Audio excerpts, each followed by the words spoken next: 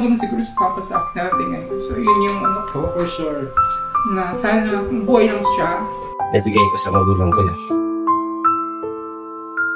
Pinapangarap ko para sa kanila. Unang-una ko talaga bilhin yung bigas. Mahala na yung iba dyan. Basta importante sa akin yung bigas. Meron kasi akong pakain. Ayaw ko rin na maramdaman nila na malungkot ako doon. Ayaw ko na kinakaawaan nila ako.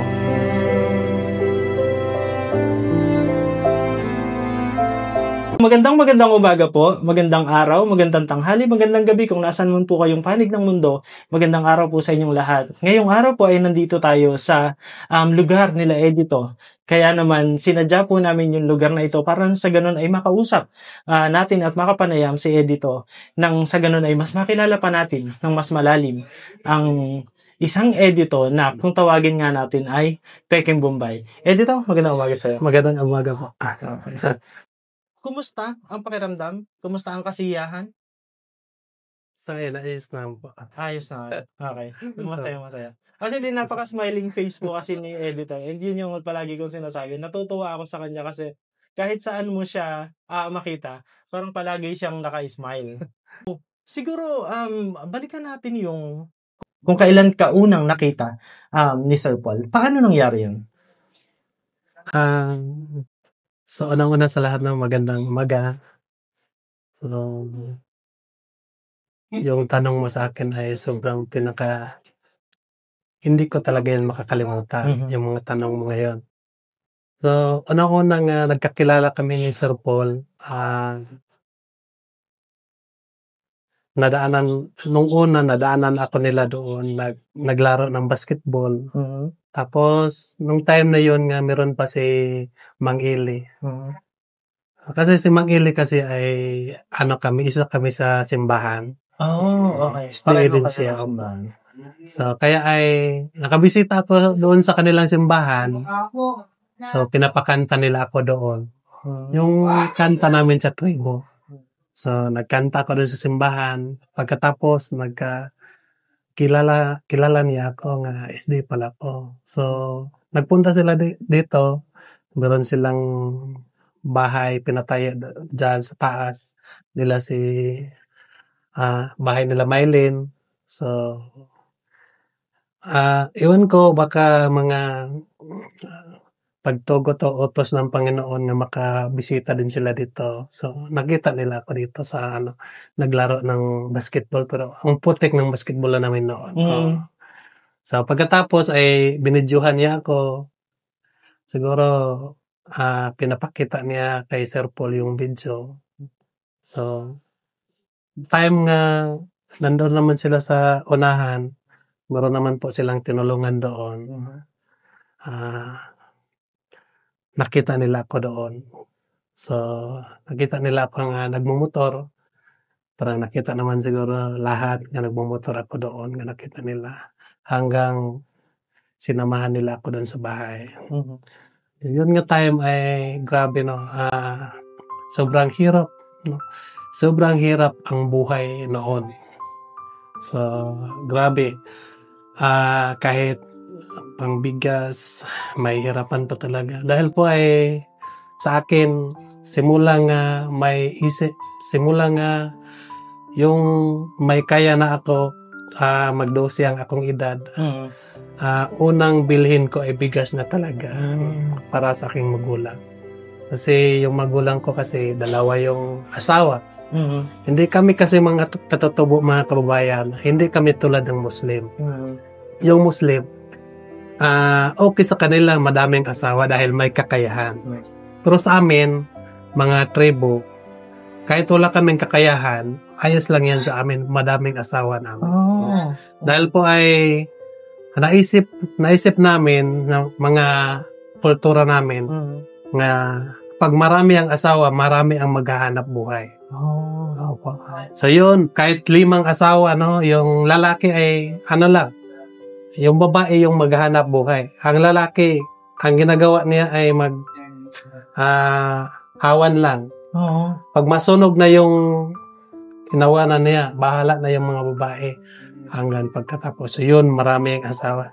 Gaya, yun, nahihirapan ako kasi dalawa yung asawa ng papa ko. So, hindi kasya ang kita ng papa ko sa dalawang asawa niya. So, kaya ay ako yung naghanap buhay para sa aking mama. So, sobrang hirap po. No? Grabe. Kahit ano na lang ang gagawin ko, mag-journal ako. Mag-inadlaw ang tawag, journal ba yan sa Tagalog? So, yun nga tayo mga kababayan ay nagkita kami ni Sir Paul. Biglang parang yung biglang nabago ang lahat. So doon kumbaga doon nagsimula ang pagbabago ng buhay. Pero balikan natin yung pagkabata mo. Kasi napanood ko doon sa isang interview, ni Sir Paul sa iyo na dumating kayo sa point na kung saan ang iyong nanay ay sinabi na magpakamatay na lang tayo. At bilang anak, noong marinig mo yung mga salitang yun, ano yung naramdaman mo? Sobrang sakit po ang naramdaman ko. Kaba, natatakot ako. So, nung time na nagsasabi yung nanay ko, magpakamatay na tayo, hindi pa ako nag-okay sa kanya. Sabi ko sa kanya, hindi muna kasi yan, bawal yan. So, naghanap buhay pa rin ako. Alam mo kung anong hinanap ko. Naghanap ako ng kamuting kahoy. Kamuti. Kahit ulan, kahit bagyo, pero nagpunta ako doon sa bukid para makakita ng kamuti, para makakaon ng nanay ko, para hindi makaisip ng yung masamang pag-isip. So, abutan ng 5 araw, siyempre, araw-araw ako maghanap buhay. Bata pa ako. So, parang napapagod na ako. No? So, tanong ng mama ko, sabi ng mama ko, sige na. Kasi sobrang sakit na yung kanyang naramdaman kasi hindi mapagamot. Sabi niya, magpakamatay na lang tayo para tapos na itong paghihirap natin. So, sabi ko sa kanya, parang wala na din akong magagawa. Okay na lang ako. So, buti na lang, yung kapatid ko ay ayaw. Sabi niya, dito lang ako, magpaiwan lang ako dito kay Papa. So, hindi naman papayag din mama ko nga kaming dalawa lang. Gusto na yan nga kaming 3. Opo. So, kaya hindi kami natuloy. Buti na lang, hindi kayo natuloy. Di ba? I mean, well, isang sa kasi is kumbaga kasalanan din na kuhanin natin yung buhay natin, di ba? Kasi ang Panginoon ang nagbigay ng buhay at ang Panginoon lang din ang dapat makumuha ng buhay na meron tayo. So, good thing na hindi yun natuloy. At nung mga panahon na yun ba, talagang iniisip mo na wala na talagang walang pag-asa? Opo. Akala ko kasi doon lang tama na yan. Minsan lang kasi sa isang buwan, kaisa lang kami kakain ng bigas. Pinaghirapan pa namin yan. No? Kasi sanay kasi ako sa bugbugan, sa trabaho. At unang-una ko talaga bilhin yung bigas. Bahala na yung iba dyan. Basta importante sa akin yung bigas. Meron kasi akong mama. Pakain. At saka kapatid. Sobrang hirap. Sobrang hirap.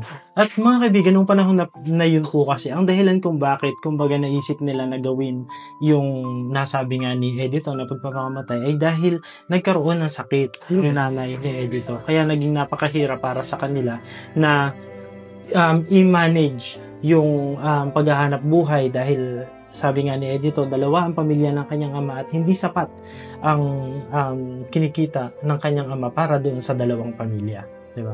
So, noong panahon na yun, hindi nyo kasama ang iyong ama. Yung panahon na yun, minsan, ganito kasi yun, may bukid kami dito, meron dyan. Minsan magkasama, magkaiwalay naman, ganon. Pero sa lumaki na ako, nag-edad na ako ng 13 to 14, naghiwalay na kami. Dahil parang nakita ko ba nga kaya ko na buhayin yung kaya ko napakainin yung mama ko at saka kapatid. Parang nag-iba na kami ng bahay. Humiwalay na kayo talaga ng bahay. Pagkatapos, sinabihan ko yung tatay ko ay, ikaw, kung gusto mong matulog dito, punta ka lang dito. So, yung tatay ko ay sa isang linggo, 2 araw, 2 gabi doon matulog sa bahay. Ganun lang. So, yung papa ko na lang ang palipat-lipat sa bahay.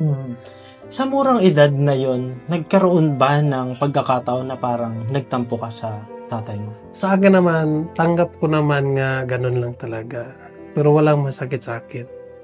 Dahil kahit parang tanggap ko nga yung tatay ko ay nagkamali din. Pero sa aking loob ay kahit katiting, wala ko naramdaman nga nasaktan ako.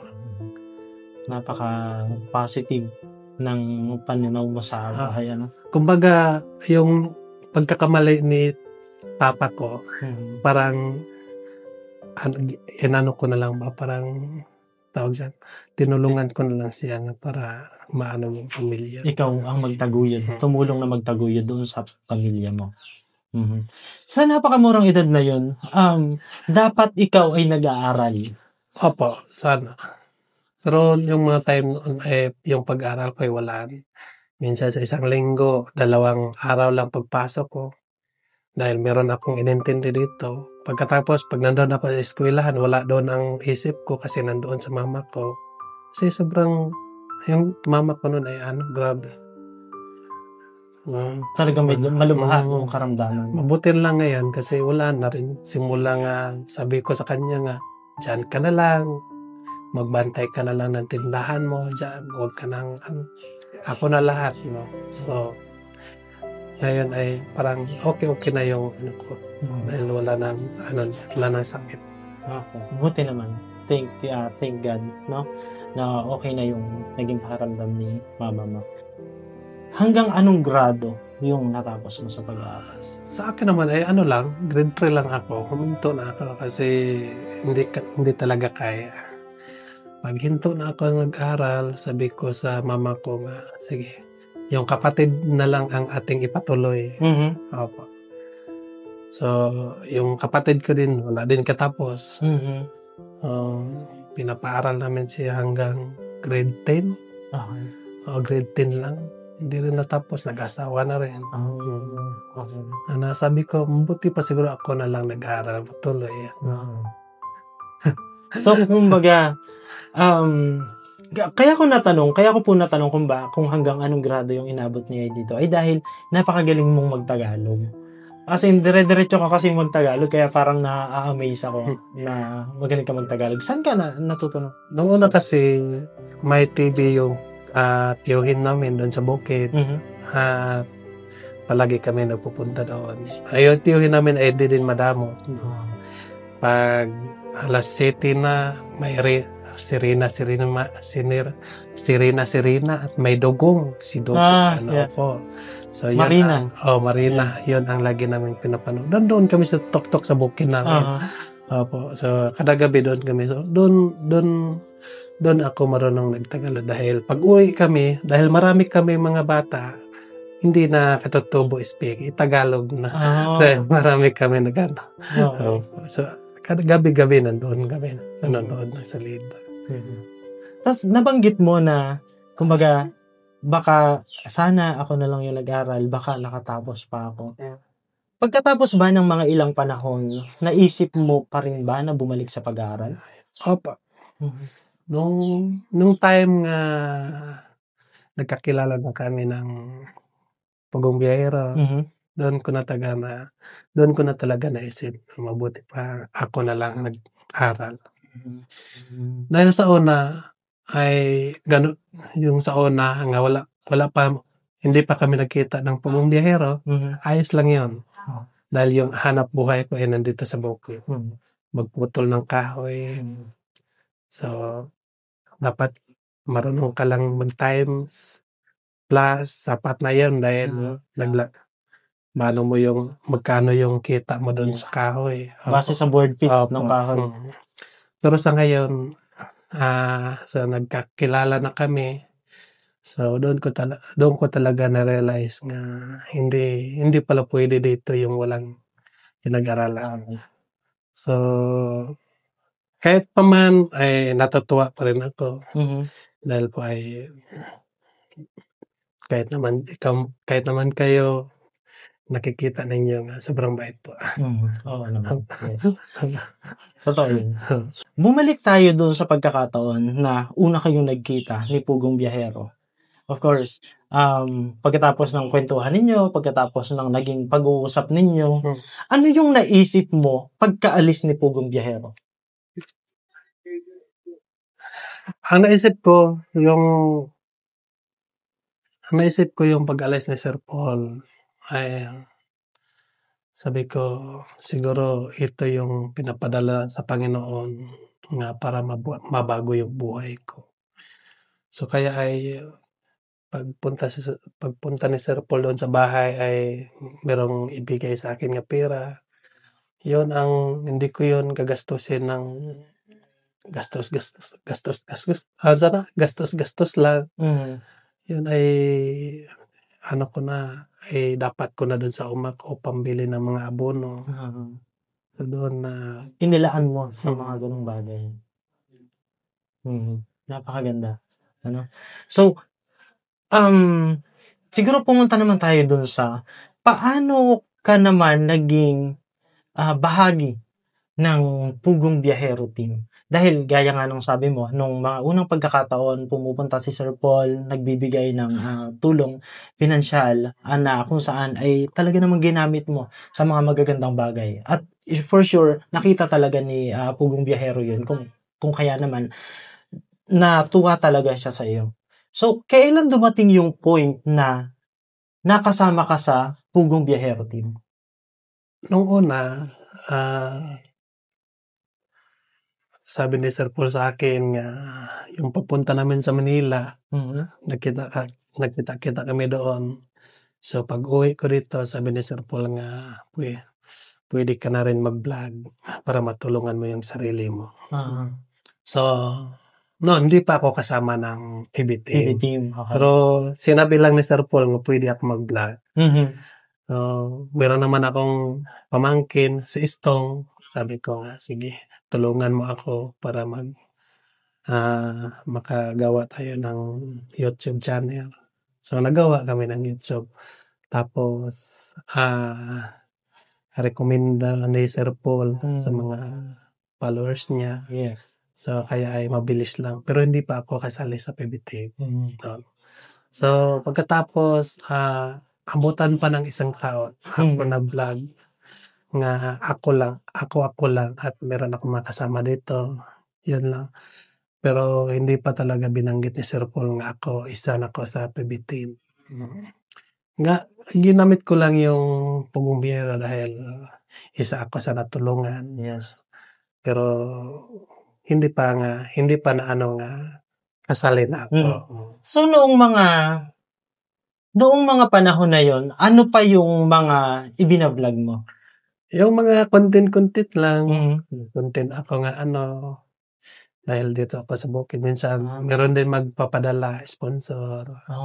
Magbigay ako doon sa ibang sitio. Ganon. Tapos, kahit ano lang. So, simula nung isang taon na, ay nagsabi na si Sir Paul, nag-usap na si Sir Paul kay Mang Eli. Sabi ni Sir Paul nga, pwede na ito si dito nga isama natin sa PB team. Okay. Dahil isang taon na siya nag-vlog, tapos walang nagbago sa kanya. Opo. Ay sabi niya nga, hirap naman po kapag kunin natin nga di pa natin nakilala siya. So dapat, sabi niya nga, padaanin pa natin siya sa parang butas ng karayo. Makita natin, unsa ba siya, hindi ba siya maatras, ganon. So, hirap naman po kapag masabi niya, isa ka na sa PBT pagkatapos, atras ka na siya. Kumbaga, kailangan mapakita mo na muna na talagang ikaw ay porsigido na doon sa pagbablog na gagawin mo. Which is, tama naman yun. So, bago ka opisyal na diniklara bilang part ng PB team, nung panahon na yun, ilan ang subscribers ng YouTube channel mo? Siguro, mga nasa 40, 40. 50K. Okay. So, nasa sa ganoon na yung subscriber mo. At ngayon ay ilan ang yung subscriber? Ano na, 190 po. 190,000 subscribers. Oh my God, napaka laki na ng itinalon ng dami ng subscribers mo, ano? So, nakakatuwa 'yon. At ibig sabihin lamang nun na talagang nakikita ng mga tao, nakikita ng mga viewers na etong si Eddie to ay mabait na tao at hindi nagbabago, kung kaya naman nandoon din yung pagmamahal. Kaya naman i-subscribe ka rin nila. Tama po. Pero sa akin naman po, sa lahat na nanonood, tayong lahat tao ay hindi naman tayo perfect. Yes. Minsan magkasala din tayo. So, meron talagang mga bagay nga saka na lang natin malaman nga mali pala kung nagawa na natin. So, ang perfect lang talaga yung Panginoon. Pero, nagsisikap kami nga maging perfect. Yes. At ang mahalaga doon ay sa kabila ng pagkakamali ng mga nagagawa natin, tayo ay natututo. Yes. At inaamin natin na tayo ay nagkamali. Yan yung mahalagang bagay doon. Ano? Tama. So, doon sa nabanggit mo kanina na naging part ka na ng PB team, nagkaroon na ng malaking pagbabago doon sa number na subscribers mo and all. At nalaman ko din na dati ay ang napakalaking tulong na ginawa mo sa PB team ay dahil ikaw yung translate ng mga salita ng mga katutubo into Tagalog para sa ganun ay mas maging madali. Sabi niya sa akin, kasama ka na tapos magsama na kami para kung merong hindi marunong magbisaya, hindi marunong magtagalog, sa ako yung mag-translate. So, kaya nagsama-sama na kami noon. Pero nung simula nga, hindi pa kami nagkasama, una-unang sahod ko, hindi ako makapaniwala nga yung pagsahod ko, ganito kalaki. Alam mo naman kapag first time tayo makahawak ng pera, parang hindi tayo makan. So, sobra talaga nakaiyak ako dahil sabi ko, kung hindi dahil kay Sir Paul, hindi tayo makahawak ng ganitong pera. Maaari bang malaman, hindi naman kailangang sabihin kung magkano yung sinahod mo, pero saan napunta or ano yung pinaglaanan mo nung iyong unang sahod? Sa sahod ko. Yung sahod ko naman, pambili ko ng lupa. Nabili din ako doon sa Panabo ng lupa. Lote lang sa Panabo. Meron pa din akong ibang binili.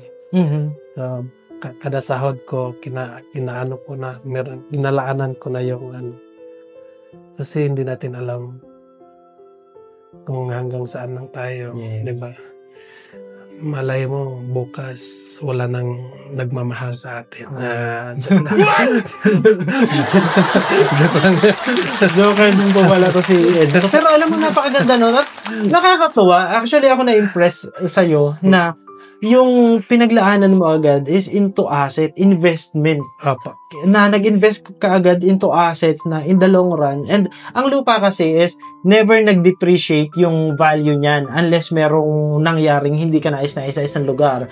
Pero normally, ang lupa at yung mga ganyang properties, talagang appreciating yan palagi. Hindi yan nagde-depreciate. So, nakakatuwa yung mo.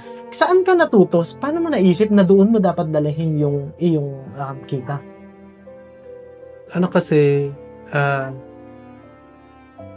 noong una, marami ako mga kaibigan nga Bisaya. So, kapag magkukwentuhan sila, ay nakikinig. Pagkatapos ay, nung nagkakilala na kami ng Pugong Biyahero, pag magkwentuhan, siyempre makikinig din ako. Sabi niya sa akin, huwag niyong sayangin yung pera niyo. Kasi, dapat kapag may pera ay ilagay sa tama. At saka huwag malaki ang ulo. Pag may pira ka na ganun ka lang. Ganyan ka pa rin. At isa sa mga hinangaan ko sa iyo, Edito, ay talagang napaka-aktibo mo sa church. Church ba ang tawag sa inyo? Sa church, di ba? Napaka-aktibo mo sa church. Kailan nagsimula yung pananalig mo sa Panginoon at na hanggang ngayon ay talaga namang ino-observe mo? Matagal na po. Nung mag-11 pa ako, dahil yung kapatid ko ang sa akin.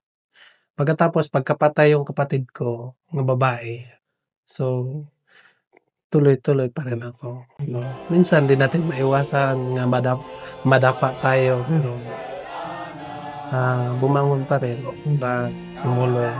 So, isa sa katunayan ng pananalig mo sa Panginoon ay yung pagdulong mo din dun sa pagpapagawa ng church ninyo. Ano? Mari mong ikwento, paano mo naisip na yun yung isa sa mga bagay na gusto mo? Nung unang vlog namin, so, wala ako doon sa bahay. Una, ikadalawa. So, pinuntahan nila ako doon sa Alon. Kasi ang ginagawa ko doon, naglagari ako ng kahoy para gawin nga simbahan. So, doon ay nakikita nila ako doon, nagkarga ng kahoy, ng motor. May aso pa ako dito sa likod. So, grabe, putik yung pa ko dahil nandun sa bukid. So, pagka abot dyan sa bahay ay tinanong na ako ni Sir Paul, saan mo gagawin itong kahoy? Kaya sabi ko doon sa simbahan, nagpapagawa kami ng simbahan. So, dyan, sinabi ni Sir Paul nga ako nagpapagawa ng simbahan, kaya ay sobrang dami po ang mga kababayan natin nga tumulong sa simbahan. So, grabe blessing. Grabing blessing. So, kaya ay nakikita natin yung simbahan. Sobrang ganda po. At tapos na ang simbahan. Tama ba? Dito na lang sa harapan yung wala. Yung sa harapan yung wala. Pero, napakaganda na ng improve ng simbahan kumpara sa dati. Yes. Noong una kasi walang magbisita kahit isa. Dahil yung simbahan namin ay parang bodega lang. Pero sa ngayon ay hindi na kami mahihiya nga tumanggap ng mga bisita dahil naka-tiles na. No? So, may mga kurente na din, may mga sound na. Dahil may mga mabubuting kalauban na nagpadala para sa mga gitara, speaker. So, okay na po. Pwede na tayo magkanta-kanta. Nakakatawa. Kasi ikaw, magaling kang kumanta din. Hindi ako magaling kumanta. Pero kitang kumanta nung una kang nakausap ni Sir Paul nung nag-visit siya. At maganda yung timbre ng boses mo. Kumakanta ka sa church? Minsan lang, pero hindi masyado. Nakaupo lang ako doon. Nakikinig. So, gaano nakalaki ang pagbabago kung iisipin mo yung mula sa panahon na nakilala ka ni Sir Paul, nakausap ka niya for the first time sa unang beses, gaano nakalayo ang narating ni Eddie? Siguro pag nung una isang hagdan pa, anong tawag sa Tagalog? Baitang. Isang baitang. So ngayon siguro ay nandun pa ako sa ikatatlong baitang. Sa ikatatlong baitang. Kasi nung una kasi walang-wala talaga. Nung una, nangarap na ako nga makabili na bunggo. Pero pinag-isipan ko paano ko yan dali. So kaya ay inisip ko talaga kung ano yung gagawin ko para makabili ko. So, ang ginagawa ko, nagtatanim ako ng kahoy. So sabi ko, mag-50 ang akong edad, putulin ko na ito para makabili ako ng bunga. So, yun, nagtanim ako ng 700 kapuno. So, inaantay ko mag-50 years ako bago ko yun putulin para makabili ako ng so, naisip ko nga, grabe no. Sa ngayon ay madali lang. Imbes nga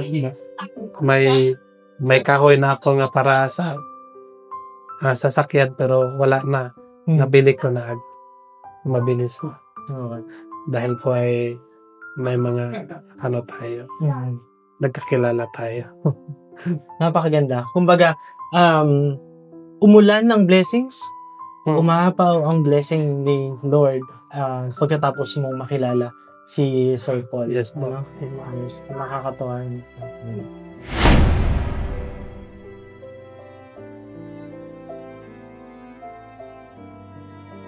Pero wala. Siguro,